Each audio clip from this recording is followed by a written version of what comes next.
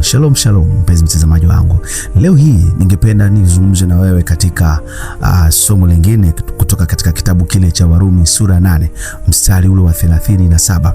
Biblia inasema kwamba lakini katika mambo haya yote tunashinda na zaidi ya kushinda kwake yeye aliyetupenda. Katika lugha ya Kiingereza anasema we are more than conqueror.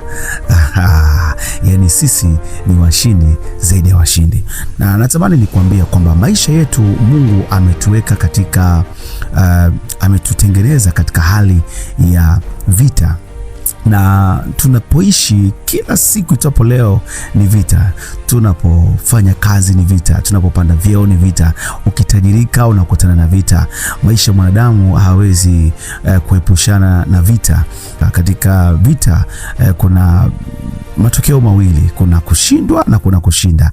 Natamani nikuambia kwamba kwenye Biblia inapozungumza kwamba tunashinda na zaidi ya kushinda, maana yake kunaonyesha aina mbili za ushindi ambao ni wa kimungu.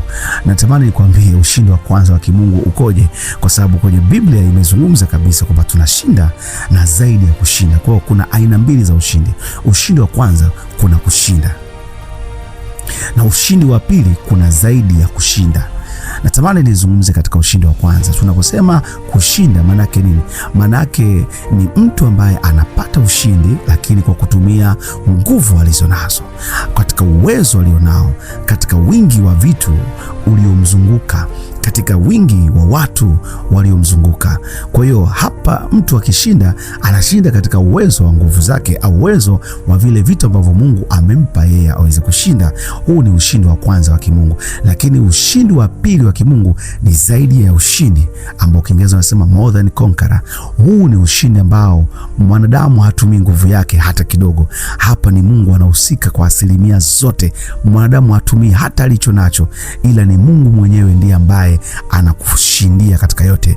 Okay, kusoma kwenye Biblia utaona kuna hadithi moja ya mtu mmoja aliyeitwa Mfalme Yehoshafati. Wakati anapanga majeshi kwa ajili ya kwenda kupambana na adui, Mungu anamwambia acha majeshi yako, wewe weka imba sifa, waimbe sifa, mimi nitatangulia mbele yako.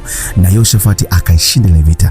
Wakati mwingine nabii Isaya mwana wa Amos alipokuwa na mfalme Hezekia, wao wakaomba mpaka mbinguni na Mungu akashusha malaika, na yule malaika akaenda akapiga maadui zao wote kabisa. Nataka nikwambie hii ndio more than conqueror. Hautatumia elimu yako kuweza kushinda, hautatumia pesa zako uweze kushinda, hautatumia uzuri wako uweze kushinda, hautatumia nguvu ya watu waliokuzunguka uweze kushinda, bali ni Mungu anayekushindia.